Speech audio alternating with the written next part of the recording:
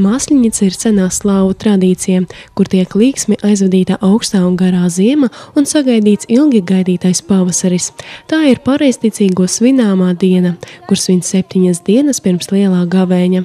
Pirms ilgā gavēņa ir kārtīgi jāizklaidējas, tāpēc māsliņica izvēršas par krāšņu svētku karnevālu ar ēdienu un izklaižu pārpilnību.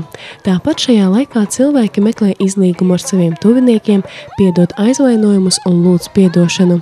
Savukārt latviešiem ir meteņi, senie latviešu pavasara gaidīšanas svētki. 18. februārī Daugavpils 3. pirmsskolas iestādes kolektīvs un bērni svinēja Māsliņicas svētkus. Bērndārza teritorija tika izrotāta, bērni sapucējušies atbilstoši tradīcijām.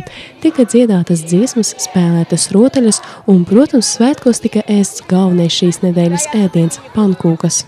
Šī ideja radās īstenībā jau rudenī, vasaras beigās, jo pirmskolas izglītības iestādēs tradicionāli visās svin visus tautas tradīciju svētkus, gan Ziemassvētkus, gan Lieldienas, meteņi.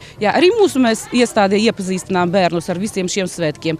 Bet tā kā mēs esam tāds atsevišķs mikrorajons, kurā ir gan krievu tautības bērni, gan latviešu bērni, un, teiksim, bilingvālā izglītība tagad ir ļoti svarīga, mēs gribam iepazīstināt savus bērnus arī ar latviešu tautas tradīcijām, bet pirmkārt mūsu uzdevums ir tāds, lai mūsu bērni dziļāk izprot savas tautas tradīcijas, kultūru savas tautas un caur to, ka viņi iepazīstas arī ar latviešu tautas tradīcijām, viņiem noteikti radīsies dziļāka izpratne par šo jautājumu.